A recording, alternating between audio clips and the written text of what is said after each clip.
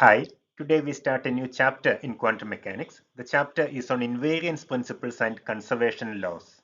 First, an introduction to the chapter and a discussion on the connection between symmetry and degeneracy. Before we start, a note on the references and also the notations we are going to use for this chapter. The main reference for this chapter is the textbook Quantum Mechanics by V.K. Thangappan. For the previous chapter, we mostly used the textbook by Sakurai, the textbook Modern Quantum Mechanics by Sakurai. And these two textbooks use slightly different notations. For instance, in this chapter, we shall represent operators by using a hat over the alphabet. Okay? For example, for position operator, we'll denote it as x hat, and for the momentum operator, we'll write p hat. We are already familiar with conservation laws and their connection to symmetries from classical mechanics. In classical mechanics, we talked about the Noether's theorem, which related conserved quantities or conservation laws to underlying symmetries. First, let's take a quick look at the conservation laws and symmetry properties in classical mechanics. In the Lagrangian formulation of classical mechanics, we start with the Lagrangian L, which is a function of generalized coordinates qi and the corresponding generalized velocities qi dot. We wrote the Lagrangian as L of qi, qi dot and time. And then the Lagrange's equations are written as the time derivative d by dt of the partial derivative of L with respect to qi dot minus the partial derivative of L with respect to qi is equal to 0. Now, if one of the coordinates is a cyclic coordinate, that is, if that coordinate does not appear in the Lagrangian explicitly, then this term would be 0. Now, if a particular coordinate does not appear in the Lagrangian, that means that the Lagrangian is unchanged under a displacement, under a change of that particular coordinate. Okay, so the Lagrangian would be unchanged if we change qi to qi plus delta qi. This means that changing qi to qi plus delta qi is a symmetry transformation for the system. So if such a symmetry exists, then we automatically get a conservation law, which says that d by dt of the partial derivative of L with respect to qi dot is equal to 0. And this partial derivative of the Lagrangian with respect to qi dot we defined as the generalized momentum. So we get a conservation law, or we get a conserved momentum. We get dpi by dt is equal to 0. This was a special case of what we called the Noether's theorem, according to which there is a conserved quantity corresponding to every symmetry of the system. So if the Lagrangian is unchanged under a displacement of the type we talked about, then we have a conserved quantity, which is the canonical momentum conjugate to qi. We saw the same thing in the Hamiltonian formulation also. The Hamiltonian formulation was based on the function h, which is defined, or which is regarded as a function of the generalized coordinates and generalized momenta. And we had the Hamilton's equations of motion, which said that qi dot is the partial derivative of Hamiltonian with respect to the conjugate momentum pi, and pi dot, or the time derivative of pi, is equal to minus the partial derivative of the Hamiltonian with respect to the corresponding coordinate. Now, if a particular coordinate qi is absent in the Hamiltonian, if the Hamiltonian does not depend on one of the coordinates qi, then we would have the partial derivative of Hamiltonian with respect to that particular coordinate is 0. In that case, we would have dpi by dt, or pi dot, which is equal to minus the partial derivative of Hamiltonian with respect to the corresponding coordinate. All right, this also would be 0, and again we have a conservation law. So if the Hamiltonian does not explicitly depend on qi, which is another way of saying that the Hamiltonian has a symmetry under the transformation, qi going to qi plus delta qi. In that case, we have a conserved quantity. We also formulated the same thing in terms of Poisson brackets. Over there, we talked about infinitesimal canonical transformations and their generators. Now, if we consider an infinitesimal canonical transformation generated by G, in that case, the change in the Hamiltonian under this particular infinitesimal canonical transformation can be written as epsilon multiplying the Poisson bracket of H with G. In fact, this is true for any function of Q and P. the change in any function, delta f, this would be written as epsilon multiplying the Poisson bracket of f with the generator of the infinitesimal canonical transformation. Now, if the Hamiltonian does not change under the infinitesimal canonical transformation generated by G, then we call G the generator of a symmetry transformation. Alright, so if the Hamiltonian does not change under a particular transformation, then that's a symmetry transformation. And the generator of that particular transformation is a generator of a symmetry transformation. So G would be the generator of a symmetry transformation if the Poisson bracket of G with the Hamiltonian is equal to 0. But we know that dG by dt can be written as the Poisson bracket of G with the Hamiltonian, because Hamiltonians generate time translations. And if G was a symmetry transformation, or if G was the generator of a symmetry transformation, then this Poisson bracket would be 0, which means that the time derivative of G is 0. Okay, and this means that G is a constant of the motion. So if G is the generator of a symmetry transformation, then it is a constant of motion also. Equivalently, the constants of the motion are the generating functions of those infinitesimal canonical transformations that leave the Hamiltonian invariant. Again, we are looking at the connection between the symmetry properties of the system and conserved quantities. Let us now move on to the discussion of symmetries and conservation laws in quantum mechanics. The same conservation laws in classical mechanics also hold in quantum mechanics. In both cases, they are the result of symmetries. In this chapter, we shall talk about what a symmetry means in the context of quantum mechanics and what it means for something to be conserved in quantum mechanics. We shall also show how the two are related. Let's start with the basics. First, what is a symmetry? Symmetry is some transformation that leaves the system unchanged. So if you do something to the system and the system remains unchanged, then what you have done is a symmetry transformation. And second, what is meant by conservation laws? As the system evolves in time, many of the observables may change their values, but there might be one or more physical observables which do not change with time. Such observables are called constants of motion, and the principle embodying their constancy in time are referred to as conservation laws. So basically, a conservation law is an equation that says that a particular quantity does not change in time under certain circumstances. For example, for a free particle, the linear momentum and energy are constants of motion. But for a system moving under a spherically symmetric potential, the linear momentum varies with time, but both angular momentum and energy are constants of motion.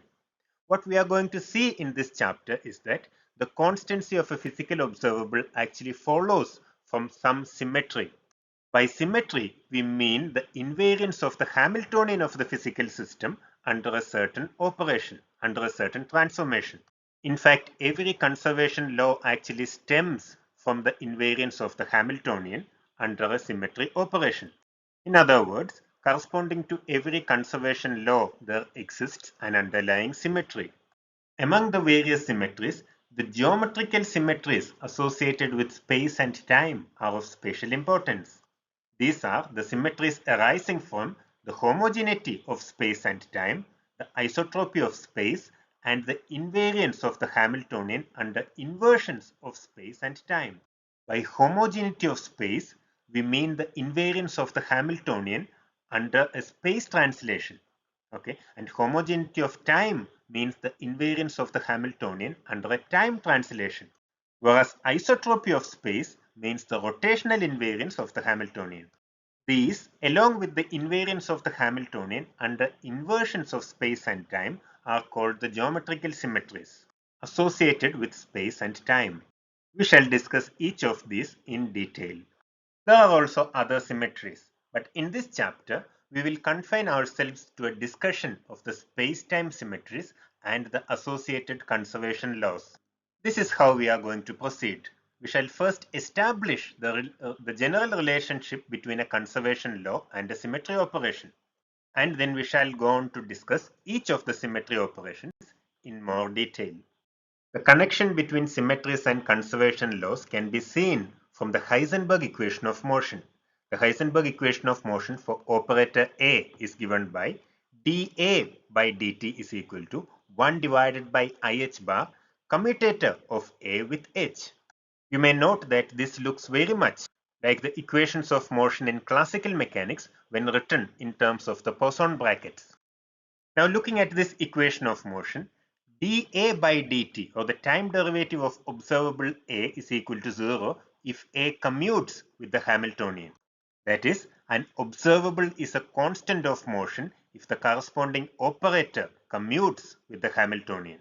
So if you want to check if a certain observable is a constant of motion, you may check whether the corresponding operator commutes with the Hamiltonian of the system.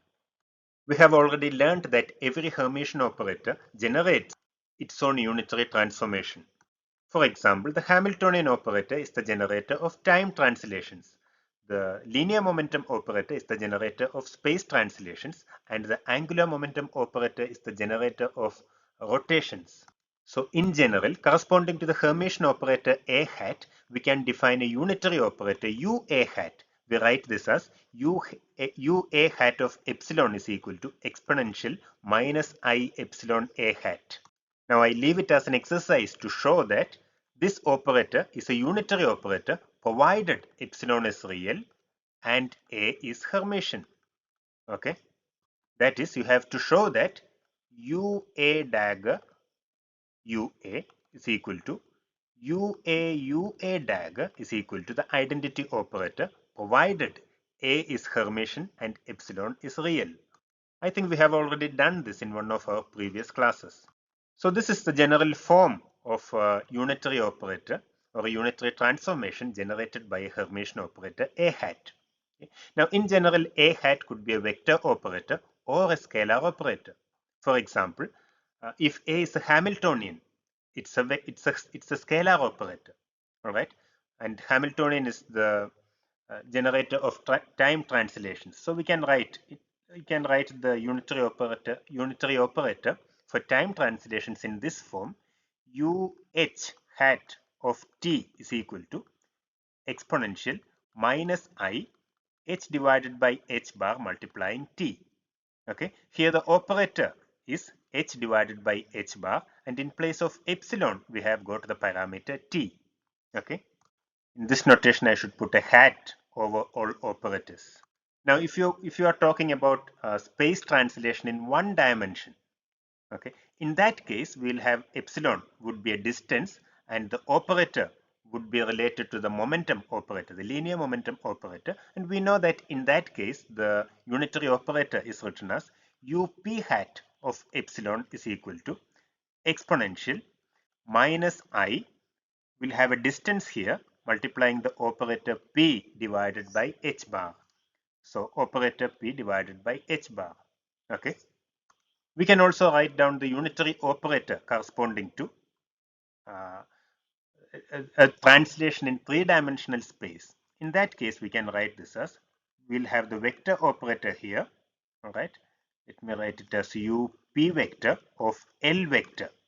All right, this is written as exponential minus I L vector dot p vector hat divided by h bar. Okay, so depending on whether this operator is a vector operator or a scalar operator, the parameter used here is also a vector or a scalar. And in this general form we have written down this combination epsilon a hat stands for the scalar formed by taking the products of epsilon and a hat. If these are vectors, right, if a hat is a vector operator and epsilon is also a vector, and then this epsilon a hat stands for epsilon vector dot a vector hat. Okay, now we saw that a would be a constant of motion if A commutes with the Hamiltonian. Now if A commutes with the Hamiltonian, then this function of A also commutes with the Hamiltonian, which can easily be shown using the power series expansion. So if A commutes with the Hamiltonian, then so does exponential minus I epsilon A. Okay, I should put hats here. Of course, exponential minus I epsilon A hat commutes with the Hamiltonian only if epsilon itself commutes with the Hamiltonian. Alright, so provided epsilon h hat is equal to h hat epsilon and provided A commutes with the Hamiltonian, then we can say that the unitary operator UA hat also commutes with the Hamiltonian. Okay. So we can say that if commutator of A with H is equal to 0, this also means that the commutator of UA of epsilon with the Hamiltonian is equal to 0. Okay. So or we can write UA H hat is equal to H hat UA. All right. You just expand this commutator and we get UA hat H hat minus H hat UA hat is equal to 0, or UA hat H hat is equal to H hat UA hat. Okay. Now we can multiply on the right side by UA dagger. And using the fact that UA is a unitary operator, UA dagger appearing here is the identity operator, and we have a UA dagger here. So we get the relation UA hat H hat UA dagger hat is equal to H hat. But this expression here, as we already know, represents a unitary transformation of the Hamiltonian. This is how operators transform under a unitary transformation. So this is what we saw. We saw that dA by dt is equal to 0 if A commutes with the Hamiltonian. Alright, and if A is a Hermitian operator, then it generates a unitary transformation which can be written as exponential minus I epsilon A hat. Okay, and if A commutes with the Hamiltonian, then so does UA of epsilon. Right? So the commutation of A and H being equal to 0 means that the commutator of UA of epsilon with the Hamiltonian is also 0. Okay, this means that UA H hat minus H hat UA hat is equal to 0, which in turn means that UA hat H hat is equal to H hat UA hat.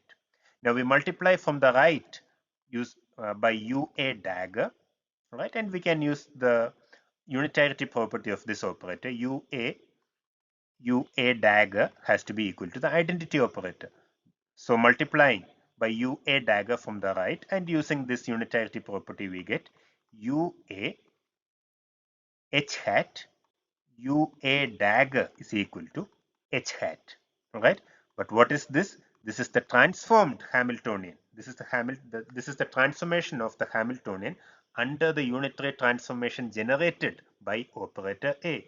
And what does this equation mean? This equation means that the Hamiltonian does not change under the unitary transformation generated by the operator A. So let's state the result. If the observable corresponding to the operator A is conserved during the motion of the system, then the Hamiltonian of the system is invariant under the unitary transformation generated by A.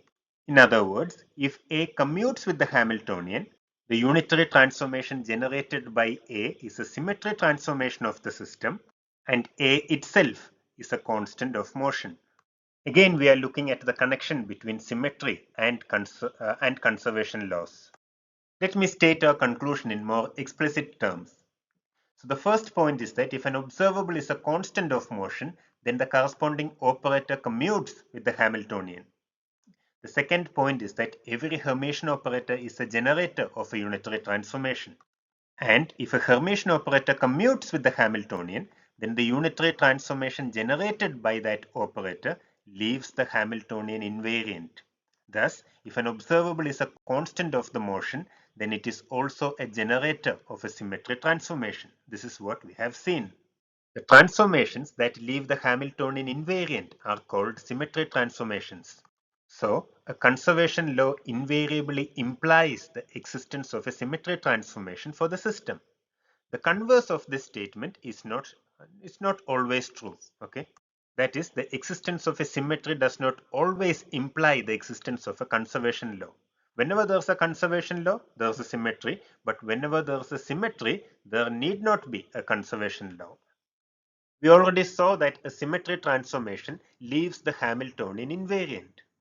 In addition to this, a symmetry transformation must have two more properties.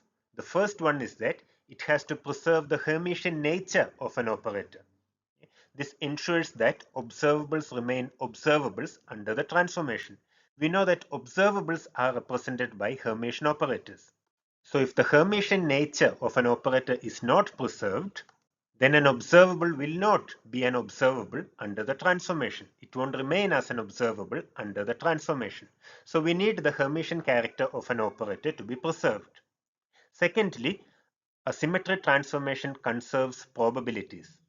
Alright. Now this means that the absolute value of the scalar product of a pair of vectors remains invariant under the transformation. Okay, because we know that the probabilities are related to the inner product of pair of vectors. For example, if you are given the state ket alpha, and if you are asked to calculate the probability that the energy is measured to be En, okay, we know that this probability is obtained by bra n ket alpha modulus squared, where bra n is the eigenket of the Hamiltonian with eigenvalue En. Okay, so this is how we calculate probabilities in quantum mechanics. If these probabilities must be preserved under symmetry transformation, then we must have modulus of bra n ket alpha is equal to, or the modulus of bra n ket alpha remains the same under a symmetry transformation. Now, obviously, both these properties are satisfied by unitary transformations. For example, in a unitary transformation of an operator A, say, we know that U dagger AU is also Hermitian. You can check this easily. Now, the second property is also satisfied because scalar products or inner products remain invariant under unitary transformations. Right? Suppose you are talking about a unitary transformation that takes ket alpha to U acting on ket alpha and ket beta to U acting on ket beta. Then the inner product bra alpha ket beta transforms to bra alpha U dagger U ket beta. And U dagger U is the identity operator because of unitarity. Alright, so this we see that bra alpha ket beta transforms to bra alpha ket beta under a unitary transformation, which means that scalar products are invariant under a unitary transformation. If scalar products are invariant, then the probabilities are also unchanged under unitary transformation, right? Because the condition was that the modulus of bra alpha ket beta has to remain the same. And if bra alpha ket beta itself remains the same, then obviously the modulus of bra alpha ket beta also remains the same. Okay. Now for symmetry operations such as rotations, translations, and even parity, we are going to see that this is the case. Okay, all these operations are can be represented by unitary transformations. All right. So you may ask, why do we demand that the modulus of bra alpha ket beta remains the same rather than demanding that the scalar product itself remains the same? The answer is that the condition that inner products remain invariant under a symmetry transformation is too restrictive, because the symmetry under time reversal does not preserve scalar products. In other words, the time reversal transformation is not a unitary transformation, but still it's an important symmetry transformation. Right? So in order to include the time reversal transformation as our symmetry transformation, we should impose a weaker requirement that probabilities rather than inner products are invariant under a symmetry transformation. After all, we don't measure the inner products, right? We measure only the probabilities.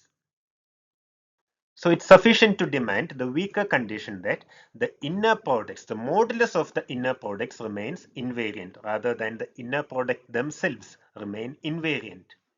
Now suppose ket alpha and ket alpha and ket beta transform respectively to ket alpha tilde and ket beta tilde under symmetry transformation. Then we just demand that the inner product between the transformed vectors, which is bra beta tilde ket alpha tilde, all right, we demand that the modulus of this inner product is the same as the modulus of the inner product between beta and alpha. So we say that the modulus, this is equal to the modulus of bra beta ket alpha. So instead of demanding that the inner products are invariant, we are just demanding that their modulus remains invariant. Now clearly this condition is satisfied by a unitary transformation, because in a unitary transformation the inner product themselves are invariant. Okay. So this condition is satisfied if bra beta ket alpha goes to bra beta ket alpha itself, which happens in a unitary transformation.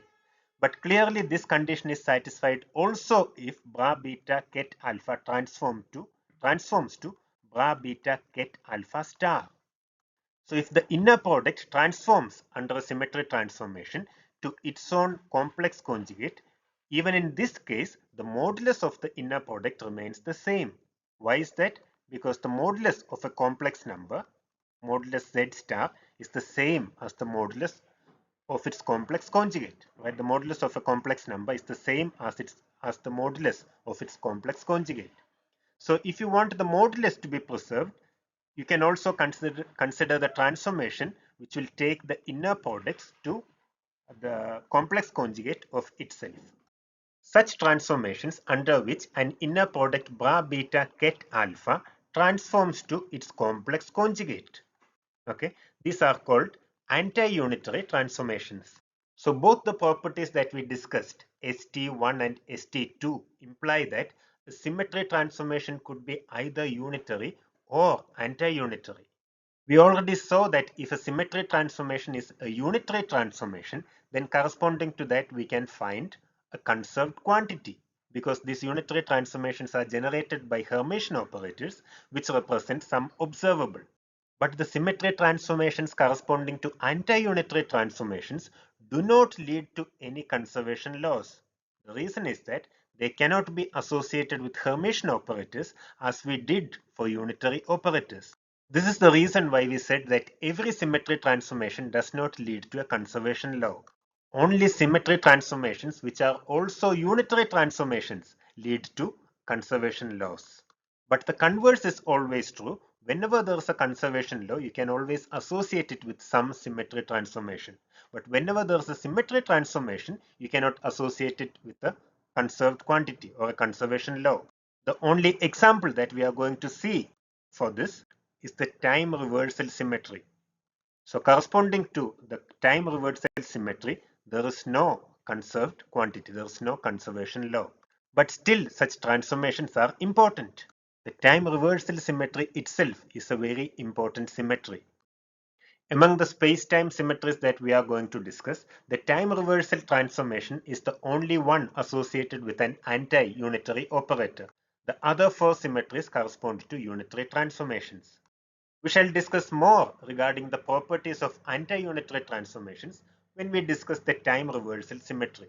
Let's now discuss the connection between symmetry and degeneracy. Consider a symmetry transformation denoted by UA hat. Now, if this is a symmetry transformation, it means that this commutes with the Hamiltonian. So if this is a symmetry transformation, we must have H UA hat is equal to UA hat H hat. Now suppose ket uk is an eigenvector of H hat belonging to the eigenvalue Ek. That means H acting on the eigenket uk is equal to Ek multiplying ket uk. This is the eigenvalue equation.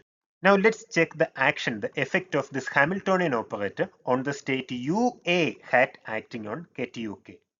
Alright. Now since these two commute, we can write this as UA. We can write this as UA hat multiplying H hat acting on ket uk. Alright. Now here we can use the eigenvalue equation. Right, this is equal to this, and we can now use the eigenvalue equation. This is equal to UA hat EK ket UK. Now this is a number which can again be pulled out, and we get H hat acting on UA hat ket UK is equal to EK multiplying UA hat ket UK. Alright, what does this mean? This means that the state UA acting on ket UK is also an eigenket of the Hamiltonian with the same eigenvalue. Now it could be the case that this ket uk is an eigenket of the UA hat operator also. If that's not the case, right, that is if UA acting on ket uk is linearly independent of UK, if is linearly independent of ket UK, then the energy eigenvalue Ek is said to be degenerate. Why? Because now there are two states with the corresponding to the same eigenvalue of the Hamiltonian. One is the state ket uk and the other is the state UA hat acting on ket uk. Remember that there is no degeneracy if this ket uk is an eigenket of UA hat itself. Right? That's why we have the condition here. If UA hat acting on ket UK is linearly independent of ket UK, which means that it's not a multiple of ket UK, it's some independent ket. In that case, we have two independent states corresponding to the same eigenvalue of the Hamiltonian, and then we say that this eigenvalue is degenerate. All right. If there are more than one eigenkets corresponding to an eigenvalue, then we say that that particular eigenvalue is degenerate. Thus, degeneracy of the energy eigenvalues is another consequence of the invariance of the Hamiltonian under symmetry transformations. Conversely, we can say that degeneracy of the energy eigenvalues implies the existence of an operator that commutes with the Hamiltonian and thereby points to the existence of a symmetry transformation for the system. That is, if we have two states, let's call them as ket phi1 and ket phi2 corresponding to the same energy E, then we say that this particular energy eigenvalue is degenerate. This means that there is now an operator that commutes with the Hamiltonian and which takes the system ket phi1 to the state ket phi2. So if a given energy eigenvalue is degenerate, then there exists a symmetry transformation which connects these two degenerate states. But you have to be careful. We must not conclude that a symmetry would always lead to degeneracy. Actually, if there's only a single symmetry operator that commutes with the Hamiltonian, then there's no degeneracy, right? There's no degeneracy also if there are multiple symmetry operators that all commute among themselves. The reason for this is that since Q hat and H hat commute, right? Suppose there's only one symmetry operator Q hat that commutes with the Hamiltonian. Since they commute, we know that we have already seen that we can find simultaneous eigenkets denoted as ket psi n for both these operators. That is, an eigenket of the Hamiltonian. We can write the eigenvalue equation like this. All right. This is also an eigenket of the operator Q. Right. If there's only Q hat that commutes to the Hamiltonian, we have the eigenvalue equation for Q hat, which we write it as Qn multiplying ket psi n. Right. So this operator acting on ket psi n does not change the state. It merely multiplies the state by a number. Okay.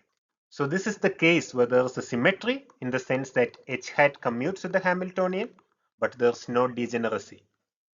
But instead, if there are two operators that commute with the Hamiltonian but do not commute with each other, then degeneracy in energy spectrum is inevitable.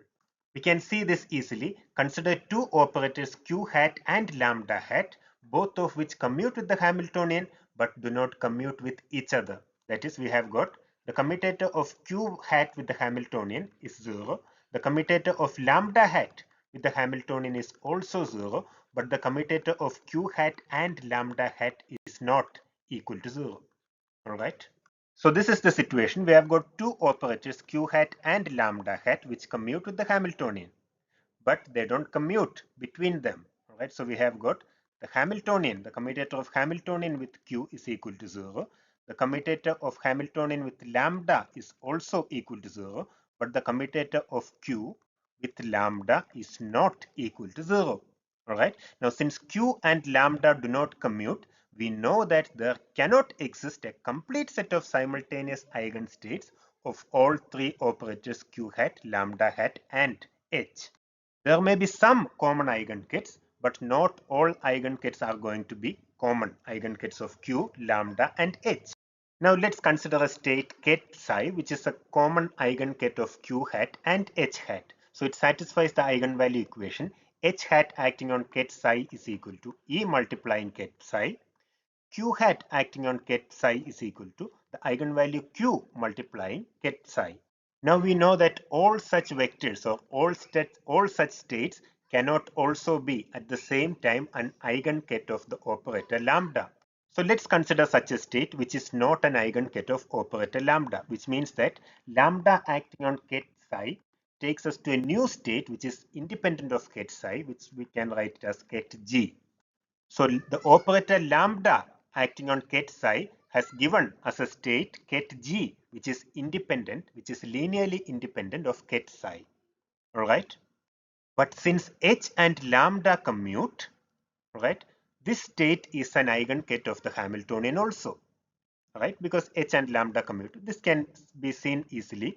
H hat acting on ket G is equal to H hat lambda hat acting on ket psi. Since the commute we have, this is equal to lambda hat H hat acting on ket psi. Now we make use of the eigenvalue equation here. So this is equal to lambda hat E multiplying ket psi. We can take this E here, so you get E multiplying lambda hat ket psi, which is equal to E multiplying ket G. So what we see is that ket G is also an eigenket of the Hamiltonian operator with the same eigenvalue E. And here we have considered a state which is linearly independent of ket psi. So what do we have now? We now have two linearly independent states, ket psi and ket G, which correspond to same eigenvalue E of the Hamiltonian, which means that now surely we have at least two degenerate states. Okay, and we have at least a two-fold degeneracy now. The argument was that there must be some ket psi such that lambda acting on ket psi is distinct, is linearly independent from ket psi, that is, which is not an eigenstate of lambda hat itself. This means that the energy level, let's say the energy level E or the energy eigenvalue E is at least doubly degenerate. So we conclude that the presence of multiple non-commuting symmetry operators guarantees degeneracy of the energy spectrum. Let me now summarize. We started with the Heisenberg equation of motion, dA by dt is equal to 1 divided by IH bar, commutator of A with H, where A hat is some observable. It's the Hermitian operator representing some observable. Right? Now this is A is a constant of the motion if the commutator of A with H is equal to 0. That is dA by dt is equal to 0 if commutator of A with the Hamiltonian is equal to 0.